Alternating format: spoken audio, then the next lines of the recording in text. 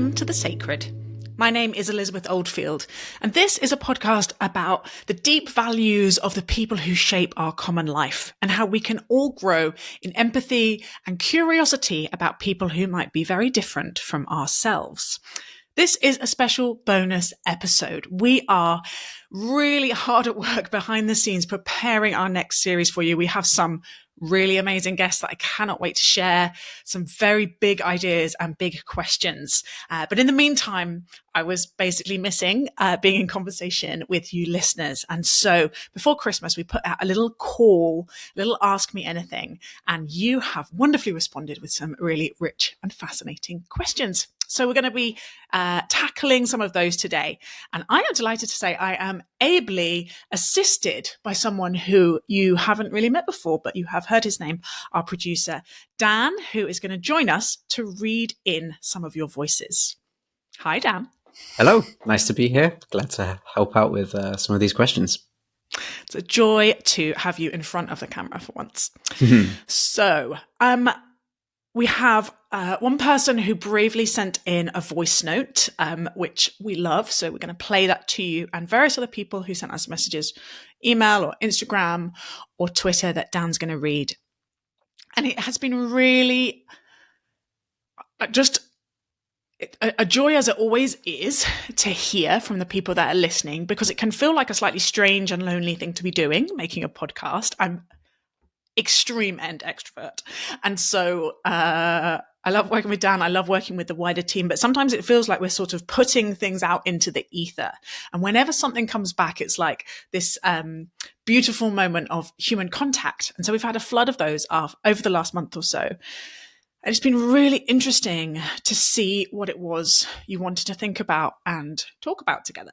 Because if you've been listening for any time, you will know that The Sacred has a kind of twin purpose. And certainly what originally triggered the project was this concern with the deepening divisions in our society, with the huge spike in polarization we saw after 2016, the way that the filter bubble, we spoke to Eli Parasa, who originally coined that phrase, these filter bubbles, the way that our online media consumption was forming us and shaping us into understanding each other less and less, and our political environment was getting more divisive. And that continues to be a real golden thread through what we're trying to do to encourage and invite me primarily, because I needed it, and others who want to join in, to be listening with curiosity and empathy, to be resisting the forces that are forming us further and further apart, and be committed to staying in a kind of common life together and relationships with people who are different from us. I think the way the question is framed, what is sacred to you, which I took from the peace-building literature rather than from a kind of theological or religious perspective, actually, means that over time, what the project has also done is created space for people who are really interested in thinking about what we might broadly call spirituality. I'm a Christian. That comes up. Part of the reason I'm concerned with peace building and reconciliation is because that feels like a very core part of my theological tradition. But at no point did we set out to make a podcast that was explicitly a space for people. It's not a spirituality podcast. That is not how we originally conceived of it. It was something we were very open to people talking about when they were talking about their deep values, but it wasn't what the original trigger for the project. And so it is fascinating to me to see from this sample of people who've written in how much of that is what's on the top of people's minds, from a range of perspectives, from people who have been part of faith traditions and are feeling pushed out, from people who have never been involved in any kind of form of organized religion and are really intrigued but don't know the way in, from people who have questions and concerns. And it really has been a lovely thing. It's one of the things I enjoy sitting with and talking about and creating space for. And it was funny, the last series, I saw it really clearly with Anne McElvoy, who, again, we don't invite people with any explicit, like, you have to come on and talk about your spirituality, or you have to come and talk about God. We want anyone to be able to talk about their deep values, religious, non-religious, strongly atheistic, secular. If you are listening and that's you are so welcome here. This should be something that we can be talking about together. But Anne McElvoy was just like, yes, I've been invited on this thing to talk about God, and I never get to talk about it. I get to come and say, this is all the ways I'm confused about religion. And it's making me think about how just allowing space for that, just saying that is one of the valid things that you can reflect on here about your values. And I'm not going to argue with you. I'm not going to tell you you're wrong. I'm not going to tell you you're stupid. I'm not going to tell you you're evil. I'm not going to tell you you are, dead to me or now my best friend because you agree with me.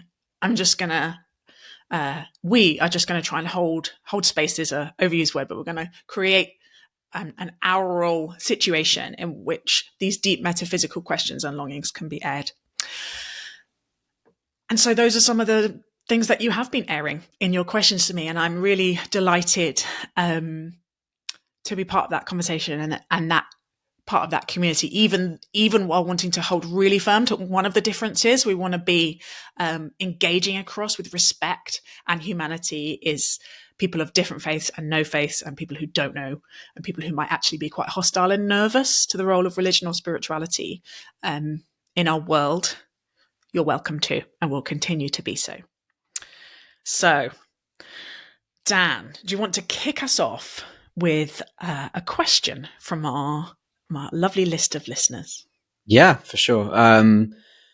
Yeah, really great questions in there. I felt I resonated with a lot of them, so I'm quite looking forward to having you answer them.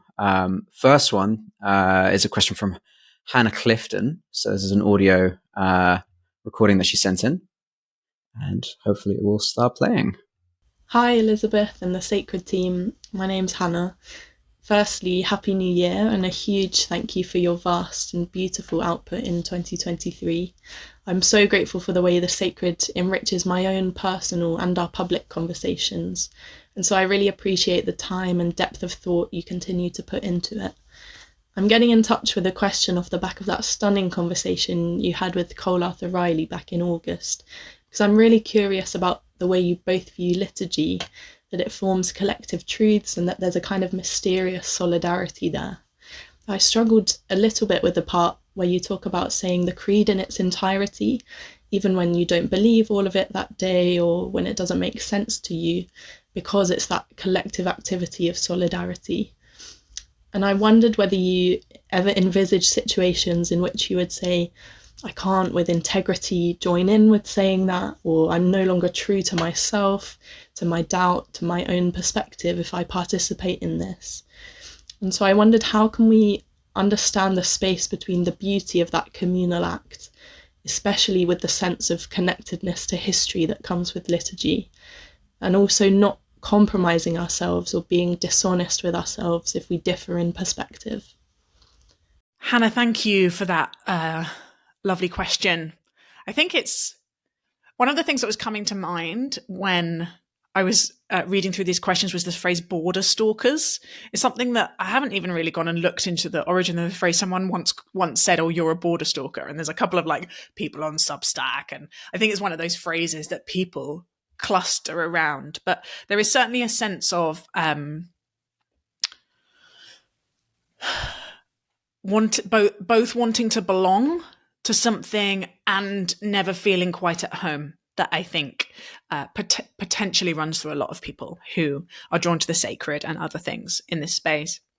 And I did say in another place that I think it's entirely possible and valid to be part of a congregation or a community and not believe all the same things. In fact, I think it's almost impossible to find yourself in a congregational community and believing the same thing as everyone else. I'm not sure I've ever been in a church where I've believed everything that the leader believes. I'm currently in one where there's just a long, ongoing and lively conversation about all the ways that we might do things differently or think about things differently. But for me, that's what community is. It's what it's about. It's part of its beauty. It's not, it's a feature, not a bug. And so being in spaces where something about the liturgy, more often for me, it's the songs. There'll be bits in hymns that I trip over, or bits in worship songs that I think, I cannot sing this sincerely today. And so I have stayed silent through the creeds in periods where I've just been like, I don't know what to think about any of this, but I want to be here. It feels like a healthy space to be. Hannah's question about, when is there an integrity thing about staying silent, and when is there actually it's all right to say something that you don't believe that day, because belief is not such an individual thing anyway, that it's something that you collectively hold as a body. It's really interesting, Hannah, and it's really generative for me. And I don't think this is going to come up a lot with these questions, I'm sure. I don't think I have any kind of concrete or fixed answer. What's coming to mind is we choose the stories that we tell, hopefully consciously, sometimes unconsciously. We choose the rituals and the rhythms of our lives. And I want to be doing so more intentionally so that they're forming me towards the good, so they're forming me towards being more loving and more free and more compassionate and braver. And so one of the things I do is I coach people, and I coach people who are thinking about their vocation and their purpose and their meaning and how that relates to doing a good job at work. And often what we end up talking about is the story that someone is telling. What is the story that you're telling about yourself? What is the story that you're telling about your colleague? What is the story that you're telling about your purpose? And on almost all of these big things, it's not that we can say we objectively, in an evidence-fixed fashion, know exactly what the truth is here. But we can choose what's the story we're telling about it. We can choose what we want to inhabit. We can choose almost what we want to believe. And I think there's a difference between trying to fool ourselves and pretend we believe something that we don't, which is when I wouldn't say the creed, for example, if I was in that place, and thinking, I don't know, but I think this is the kind of story that will help me be more loving and more free. And so I'm going to immerse myself in it. Us making it sound like I think Christianity is just a useful story, and I don't. I think it is true myth, which is what Tolkien and C.S. Lewis talk about. But honestly, on the days where I can't quite get my head around that, I still, Ian McGilchrist would talk about a kind of right hemispheric forms of attention, the right hemispheric forms of knowing.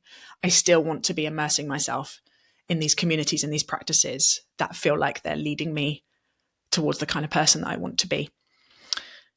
That's a long and complicated answer, but it was a really good question, so I thought it deserved it.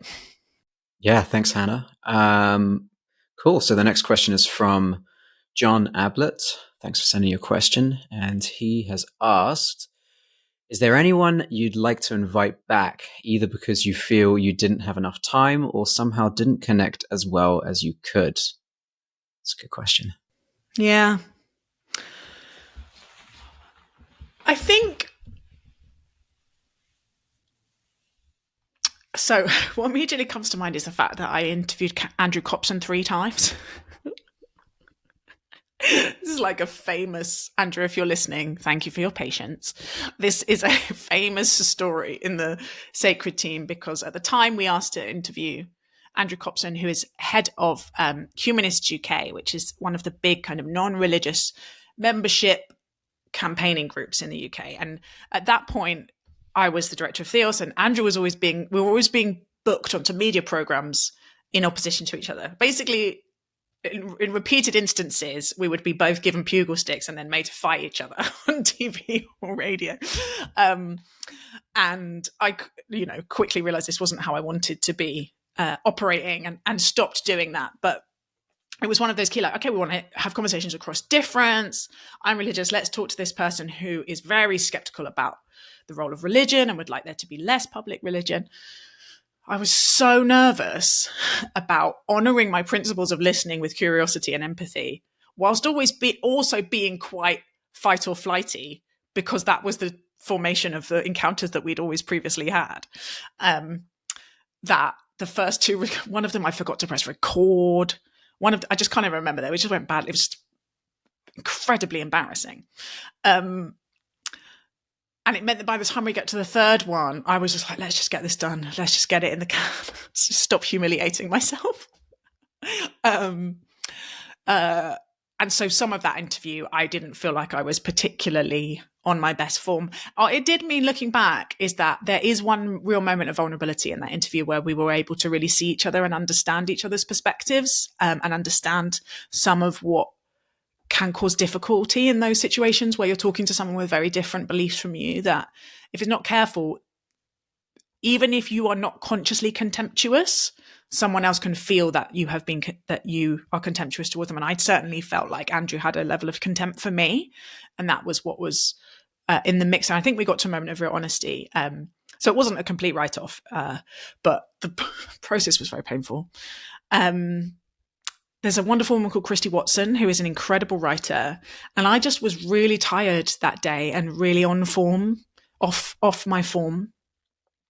And it was still in the season where I was learning how to do these interviews not in person. We put an extremely high value on conversations in person pre-pandemic, because it's a vulnerable thing you're asking someone to do, to reflect on their values. And,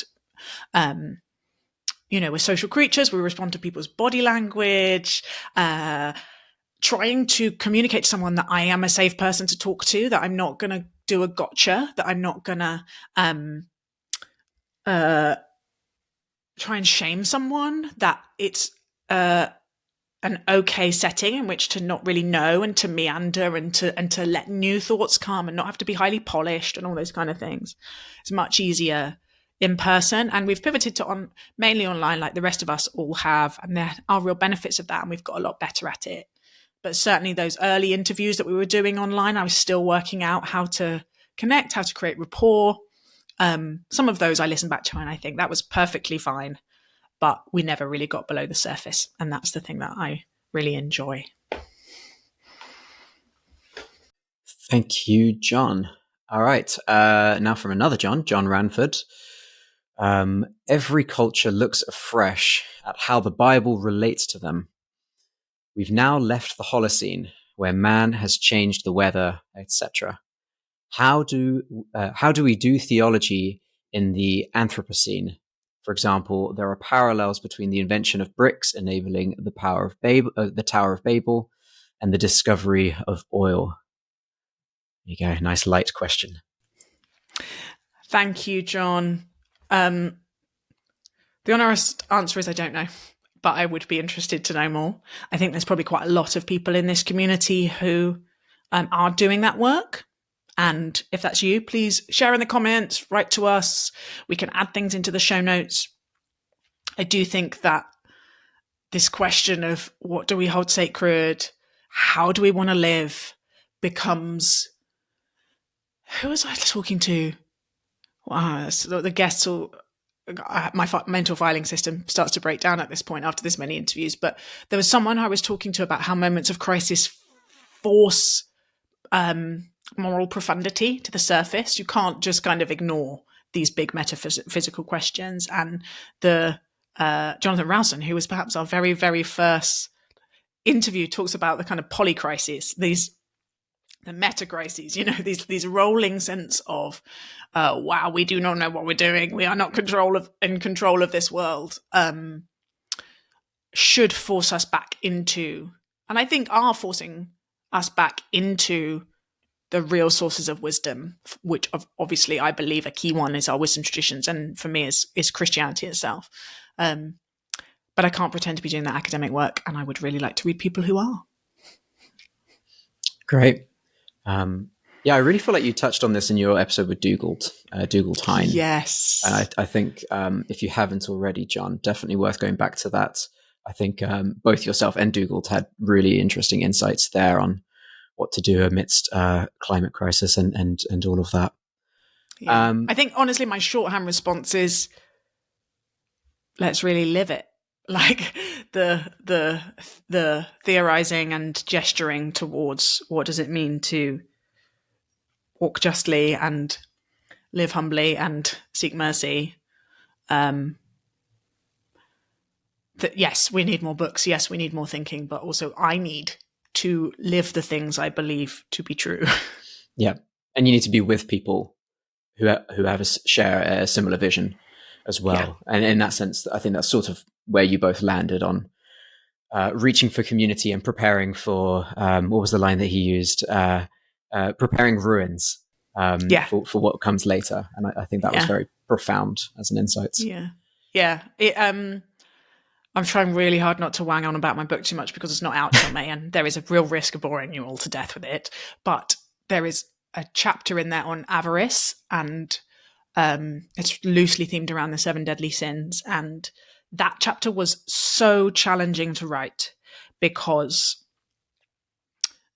my tradition and my understanding is all the wisdom traditions are extremely direct about greed, about avarice, about taking more than we need, about hoarding wealth, about allowing material idols to eat us alive. And it's really bracing, like painfully bracing to take seriously what my own tradition teaches about the love of money and comfort and convenience over justice for the poor and the good of the earth. So I'm not sure it's theology for the Anthropocene, but making myself read and reread those scriptures and working out how to at least attempt not to ignore them is one of the commitments I've made to myself. Great. Next question's from Jess Reid. Thank you, Jess. She writes, hello. Firstly, I'd like to wish you a very Merry Christmas and a Happy New Year. And to thank you so much. And to thank you so much for continuing to thoughtfully interview such a wide range of perspectives. It's no exaggeration on my part to say that your podcast has been a huge part of my journey from atheism to a kind of tentative Christianity.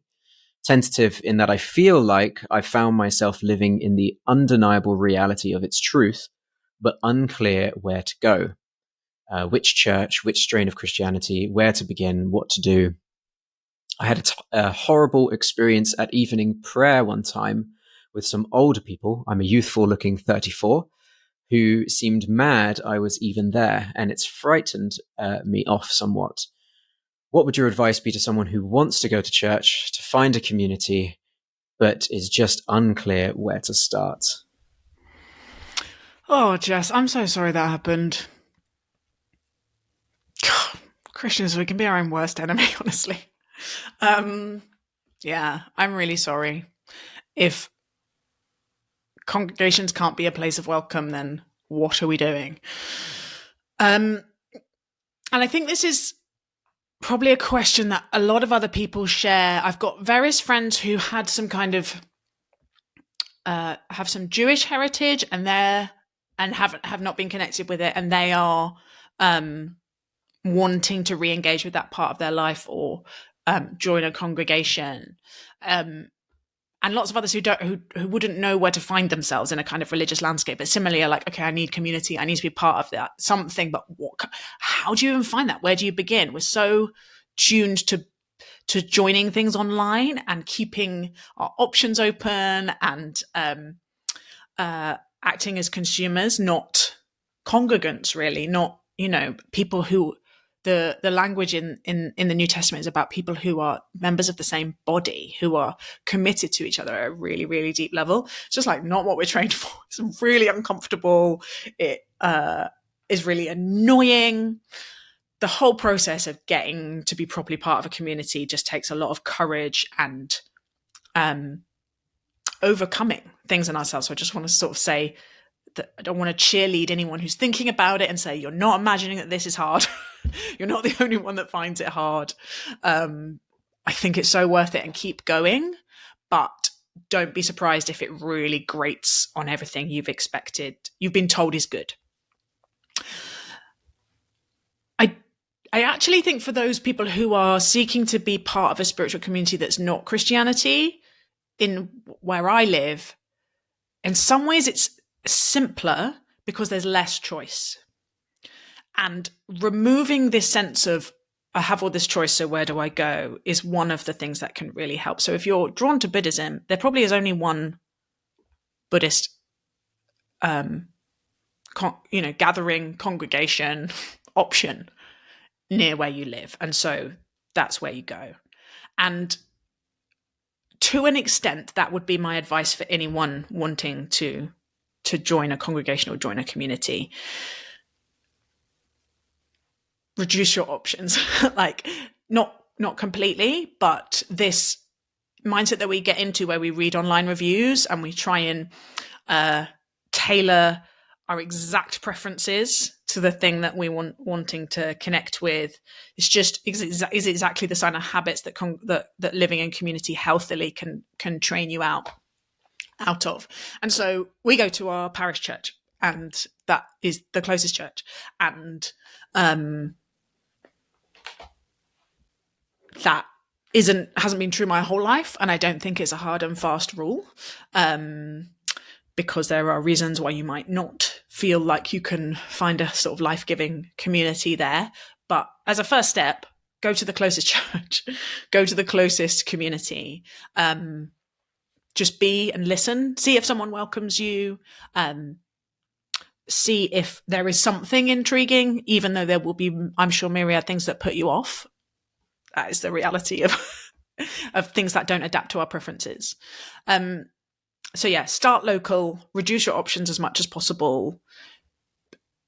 Be honest about where you are so that people know how to greet you. In an ideal world, everyone would be open and enthusiastic and excited about anyone walking through the doors from any point on the multiple spectrums on which we place ourselves.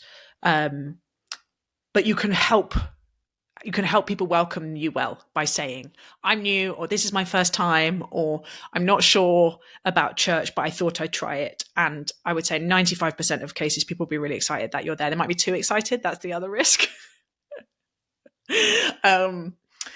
That obviously wasn't your experience, Jess, at Evening Play, because I'm really sad about that. So yes, go local, help people welcome you by, if you're able, by saying a bit about where you are, and it will mean they know how to engage with you a bit more. If all of that still feels too scary, go to a cathedral. Cathedrals are the best place to go, where you just want to kind of anonymously sit and listen and be in silence and just sit a bit longer in those rituals and in that liturgy. And then I would say style is not irrelevant. And so even though I would actually... it turns out I have lots of thoughts on this, Dan. Sorry. I'm not keeping this short. But I would say people tend to think about joining congregations based on, do they align with the beliefs, and do they like the style, the aesthetics of the thing? I put much less emphasis on, do I align with the beliefs? Because my beliefs change, develop. I like being around people who are different from myself, as long as we've got like enough core common ground that I don't feel like it's forming me in a direction I don't want to go. I'm really happy to hold the tension of different beliefs. I find it harder to overcome differences of style, but it's important that I do. We went to a very high liturgical church for quite a long time that was very austere and very somber and very intellectual, all of which in theory I thought would work for me. But as it turns out, I'm like a hands in the air girl, and I need 4-chord guitar songs. That's how I connect. And so I've learned that about myself. Other people, that would be their worst nightmare, and you're unlikely to keep coming back week after week if everything about the service makes you cringe. So it's all right to take the style of the thing into account a bit. But I would say the key criteria is the people. Do you think they have integrity? Do they seem kind? Do they welcome you? Do they feel like they are growing in love? And, in my language, in faith and hope and love, do they feel like they're people who you could walk alongside and feel like you're growing? But it's really a big decision, and I just want to cheer you on and say, please take your bruises and when you're ready and able, give it a go. And it may be that if you write to us and tell us where you are amongst our community, there may be someone who's listening who would be like, I'll come to my thing, or we can find a place where you would be properly welcomed, because I'd love that for you. Great. Yeah, thanks so much, Jess. Next question. Well, there's a couple of them that are probably worth combining. One's more of a statement, which is fine.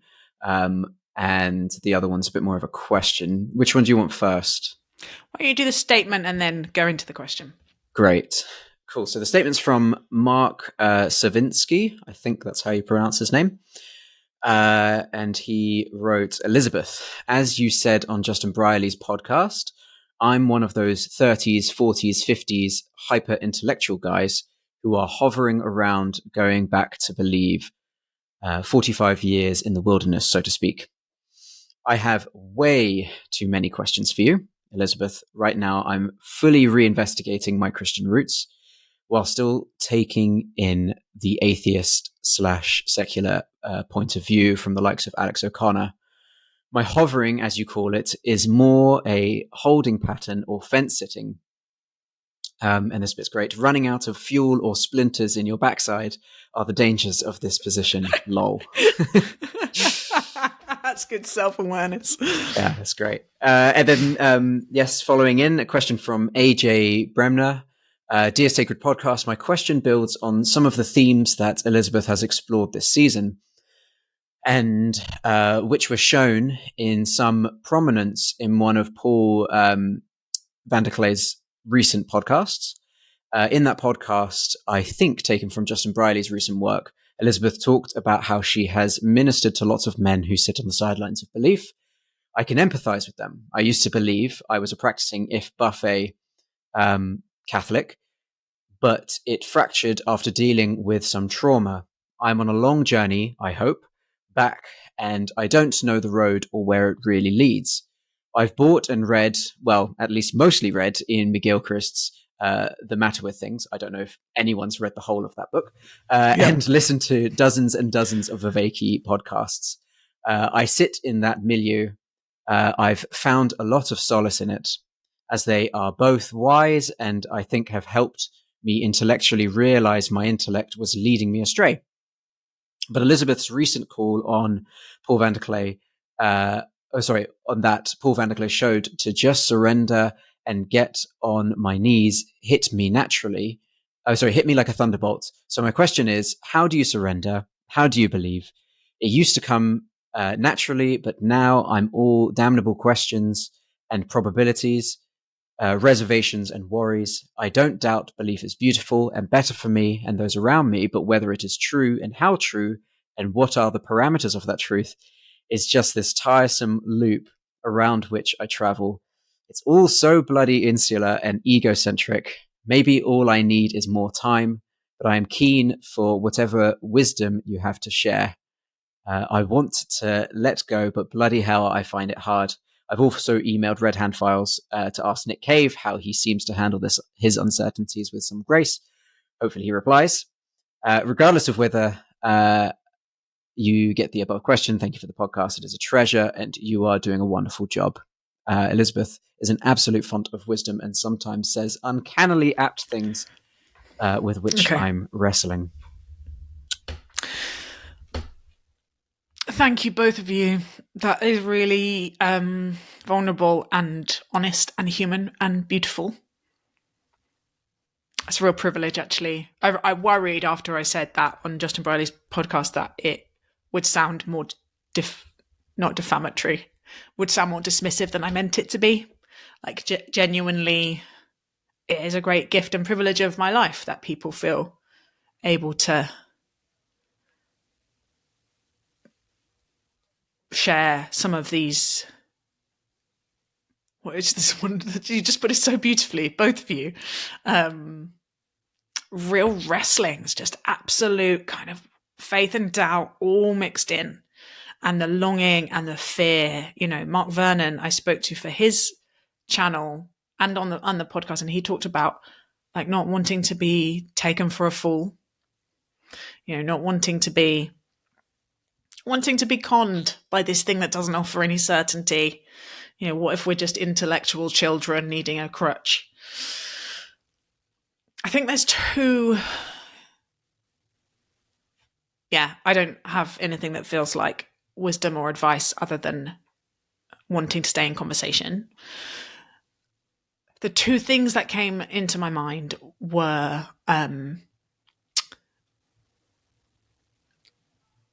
intentional formation. And it sounds like both of you have probably heard enough ideas. And it's not to say, you have to stop listening to the podcast and reading the books and seeking to make the intellectual Rubik's Cube fit together in your mind. But probably you're never going to fully de-risk a leap of faith. It is, you don't get a advance guarantee in the same way you don't when you get married. You don't in any relationship, you can't de-risk it. You can't de-risk falling in love. You can't de-risk an act of surrender. You can't keep yourself safe. That is not what that is. And so I'd say you're welcome here. There's no hurry unless you feel a hurry. But rather than just kind of seeking more and more and more ideas about it, you both sound pretty clear, honestly. I would say, how do you attend to your formation? And you both mentioned McGilchrist. So how do you decenter your left hemisphere a bit and immerse yourselves in the rituals and practices of the things you want to believe? It's going back to what I said to Hannah. And it's what Pascal would say. I would always point people to Pascal's wager, which is not at all what we think it is. When I read it in the original, and this is not something I do regularly, honestly, it makes me sound much more intellectually highbrow than I am. But it's one of the things where I've gone back to the original and I've read it and I was like, wow, that is not what I thought it was. It is a man arguing with himself about doubt and faith and belief. It's beautiful. It's fresh. It's wonderful. It's given me a huge crush on Pascal, even though he's been dead for 400 years. I would, but he lands at go to church. If you want to believe it, go be with people who believe it, go to church. So there's that kind of put yourself in the place where your imagination can be formed, your attention, we see what we pay attention to. Attention is a moral act. There are some things you cannot see, you cannot get to without a right hemispheric form of attending. And so lean into your right hemispheric forms of attending, which is a very over-intellectualized way of saying go to church. And the second thing I would say is about surrender. Some people, I think, David Brooks said on the podcast that his coming to faith was like looking back on a long train journey and realizing he'd crossed a border and moved from one land to the other. And I think that does happen for some people. From the tenor of your questions, my guess would be, this is going to make me sound like such an old school revival tent preacher, which is not how I usually sound, but I'm just going to be really honest. This might get me into trouble, but honestly, I'd find a friend that you trust and sit with them and like physically get on your knees and say, I don't fully understand, but I want to follow you. Like that's, I accept these things. I long to be true for myself, and I want to be in relationship with you, Lord. Yeah. Do it publicly and do it physically with your body. I think that's how you do it. In answer to your question, how do you surrender? I think you just do it.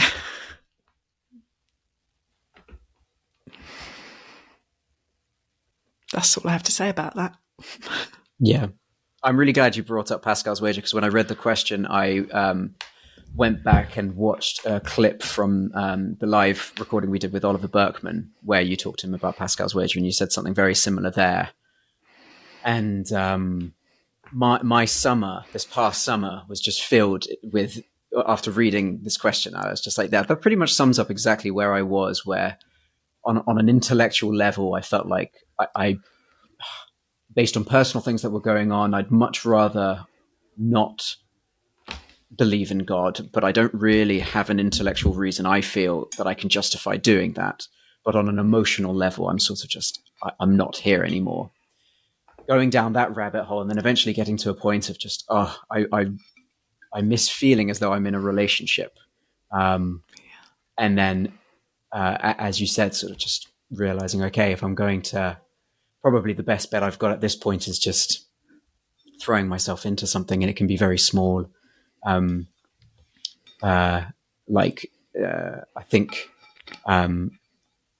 AJ, you mentioned you were formerly a Catholic. Like, one thing that I've been doing is just praying Compline in the evenings with my wife, as just a small gesture of, okay, this feels like something that's manageable on a daily basis, but hopefully personal enough that something will be rekindled. Yeah, really lovely, vulnerable question and comment from Marc as well. Thanks for sharing that, Dan. I think I knew the outlines of some of that, but not in that detail. Yeah, which just goes to show you could make a podcast about this stuff and still not have the proper in-depth conversations you should be having. Yeah, but I think it's normal, and I think you said in the conversation with Oliver that it's just it's a cyclical thing. It's just, and I think C.S. Lewis talks about this as well. You know, when he was an atheist, he had doubts about being an atheist, and when he became a Christian, he had doubts about being a Christian. And sort of that's not necessarily what AJ is specifically saying, but I think doubt and plugging yourself into something as a cure for doubt, or as Ian McGilchrist would say, you know, sort of not getting overly deep into left hemispheric thinking or view on the world, and sometimes just taking a step back and living a bit and engaging with the same thing but from a different perspective can be a helpful, refreshing way of approaching life. Yeah, it's a really humbling thing. I think those of us who have probably too much education, the idea that there are some things, and in fact possibly the biggest thing, that you are just not going to be able to square fully and completely in an airtight way all the time, is really annoying. But the older I get, the more I realize that most of the most important things are like that. And it's not to downplay the role of the reason and the intellect. It's to broaden what we mean by them. And I do, like, more and more think of myself as, I want all the labels. I want to be an evangelical, Catholic, conservative, liberal, mystic. But the that mystical tradition that calls us into silence and calls us into mystery and calls us into surrendering that clenched will to understand everything with our limited, human, partial, particular set of lenses. That feels like the beginning of, maybe that's the beginning of wisdom. Like, maybe that's what the fear of God means, is the letting go of the need to understand before we will act, because those things are not actually separate. They connect to each other, and as we act and as we move and as we... You said something to me. What did you say? A Latin phrase. Lex orandi, lex credendi. Love it. This is why it's good hanging out with the Catholic. They know Latin. As we worship, so we believe. Is that what it is? As we pray, so we believe. Yeah, essentially. The law of something, but no, my Latin ends there, I'm afraid. Yeah. But that's the gist. That the way we act and embody it's the idea that we have to line everything up in our head before we can take steps in the direction of things. Actually, sometimes it's the steps that makes everything line up in our heads. Which relates to Hannah's question right at the start. Yeah. Great. What's next? Next is from Paul Mitchell. Hi, Elizabeth. Hope you're well. Question for the listener-themed podcast, if you're still taking them. For those who have been in Christian communities that have promised much and then dissolved, causing pain for members, is there a way to remain positive about spiritual community connection and not withdraw, saying it's all too hard and ends in tears anyway?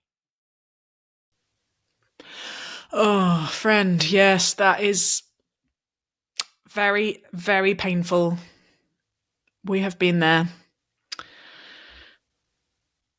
it's so hard being a human because we so need other people and we so hurt other people. I think it has been really real for my family and I over the last few years, and I have come to really think about community and friendship as in almost equally important categories as we think about with romantic love. And we have all this theorizing about romantic love and very little theorizing about how to be in community and how to be a good friend over our lives, even though there should be more intentional, serious emphasis given to those things. And so the way I think about the wounds of belonging, sociologists talk about the wounds of belonging, that we both long to belong, and those are the places where we're most vulnerable, is around heartbreak. And that when we have our heart broken by a romantic partner, there is a temptation to never fall in love again, right? To never allow ourselves to be vulnerable in that way with anyone else. But I think most of us know that that is not how you solve heartbreak, or how you live a good life, or how you flourish. That when we get our heart broken either by a romantic partner or by a community, this process is the same. We have to grieve it. We have to, I think, weed out bitterness and resentment. We have to forgive what needs forgiving. We have to ask for forgiveness for our part, because there always will be a part that we've played in things, I think. And then we need to try and keep our hearts soft and be hopeful that there are communities where we can belong and serve and grow. Again, and probably they'll hurt us at some point too, and we'll hurt them. But we can't live without it. The phrase that was coming to mind as I was reading your question earlier was, to whom else shall we go? Like, we can't live without community. And we know how much we as individuals and societies atrophy when we try and protect ourselves from the wounds that community can bring us. And so I just want to invite you into grieving what you've lost and where you have been scarred and bruised.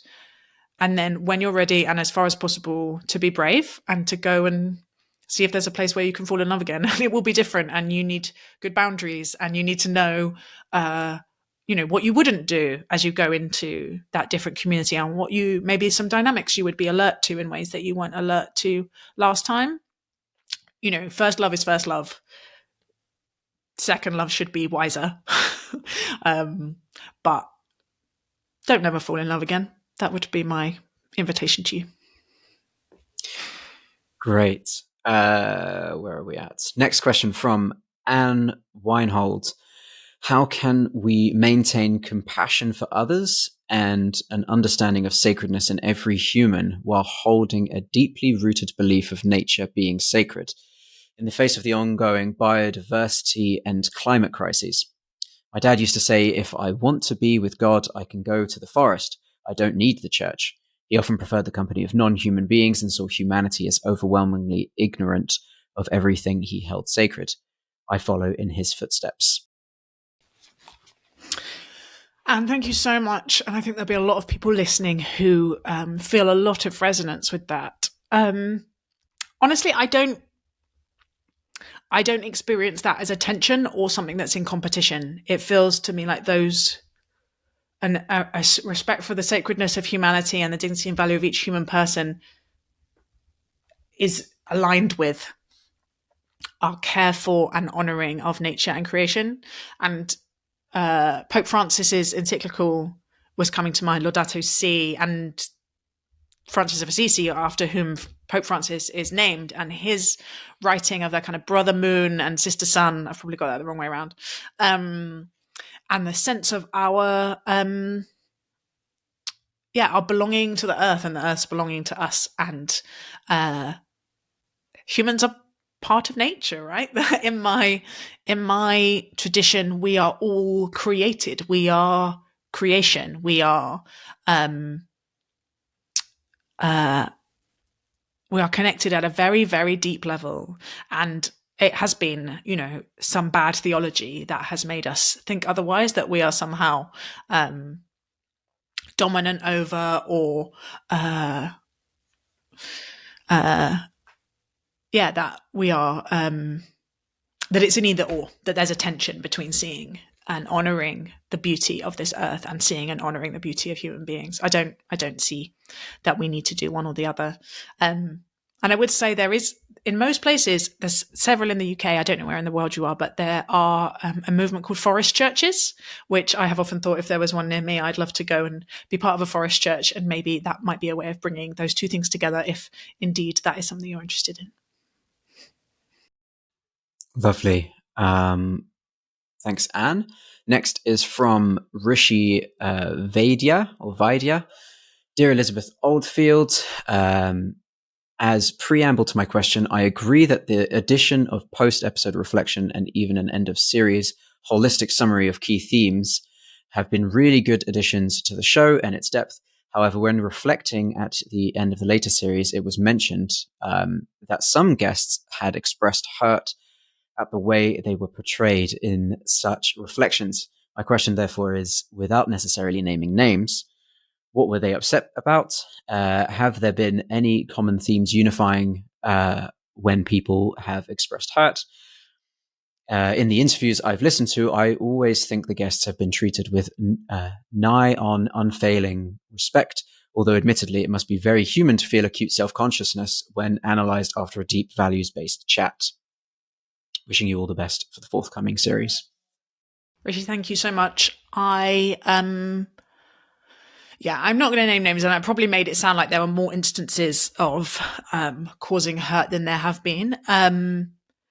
Where I think people, you're right. A lot of it is it's quite vulnerable and exposing, and I am always trying to, as you can hear, because I a lot and meander around, not script what I say. I've never written a script for the sacred. I am always trying to respond to the person in front of me or respond to your questions on the hoof. And so sometimes it's just word choice or a way that someone wouldn't have chosen to describe themselves. And sometimes I misspoke. So, most people have felt, I think, honoured and listened to. Your question and my experience of doing these kind of reflections has made me think about my values and the fact that I have almost equally strong values about care for people and sometimes overly intense attunement to people's feelings and honesty and not saying things I don't mean, and the power actually of saying what I mean, of saying what I think, of saying the things that we're often too polite to say, or we're too worried to say, or we feel embarrassed that we think. So much of our public persona, both online and in public settings like this, but also honestly with friends and our local communities, is the triangulation of how will I come across. Will I seem stupid or grumpy or ignorant or arrogant or, all of these things that we do. And I more and more feel that as a barrier to our intimacy with each other and our ability to know and be known, which is of kind of paramount importance in our flourishing. And so I am both trying to care and attend to the feelings of the people I'm engaging with and say what I actually think. And those two things, those two things can sometimes feel like there's just a tiny bit of friction in between those values in me, and I'm still learning to navigate them. And mainly it works really well, I think. I think it works very well. I mean, I think you mostly get compliments. Let's congratulate each other. You mostly get thanks. Yeah. So it's good. All right. Next and final question from Emily Rajeh. I just want to tell you that I recently discovered you through a rabbit trail of Paul van der Clay. We really need to send like a thank you card or something. Thank you to Paul van der Klee, yeah. I cried when I heard you speak. I have been searching for Christians whose voice was not of violence against the Arab world at this particular moment. I am married to a Lebanese man who lived through civil war and the Israeli invasion of Lebanon that killed 20,000 people, and where his sisters were shot as children. I follow Jesus and live surrounded by Muslims and Arabs with whom I have been sharing the gospel for years. I have been feeling very alone and struggling to figure out how to bear witness to the suffering and despair without it consuming me. How can we counter a Christianity that is ideologically possessed? Gosh, Emily.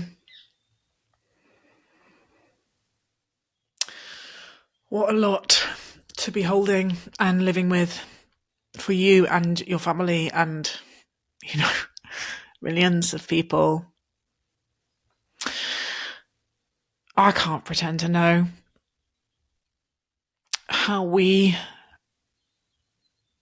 what wisdom is in these situations. I do feel similarly the horror at the way this tradition that I find to be so liberatory and so freeing and so loving and so justice oriented is so often, too often used to exclude and oppress and excuse. So I guess I can only say how I respond, which is try and live something else, try and live a different logic, try and hold open the space for the treasures and the grace and the compassion to be embodied. And that often that's mainly on what seems like a pathetically local scale. Like, how do I love the person who lives next to me? Do I know their name? Am I involved in my local community?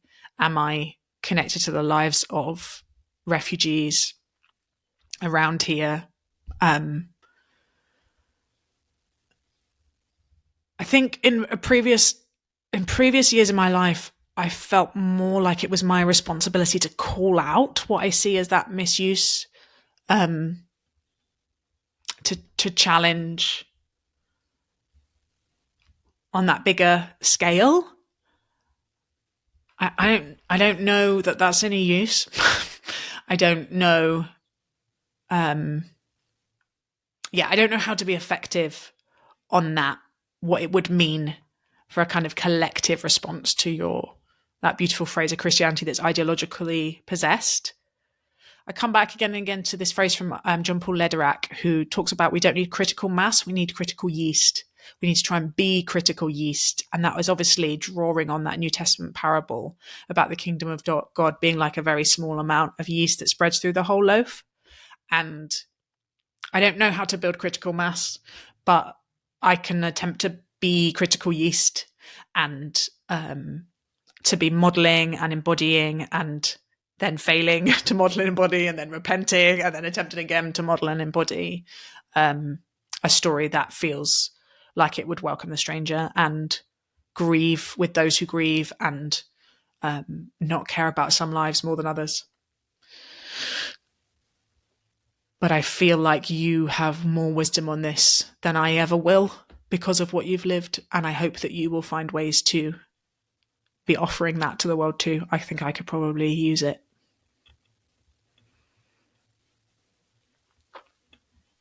Thank you for writing. Great. Yeah, that's it. That was the last question. Oof. I did ramble on there.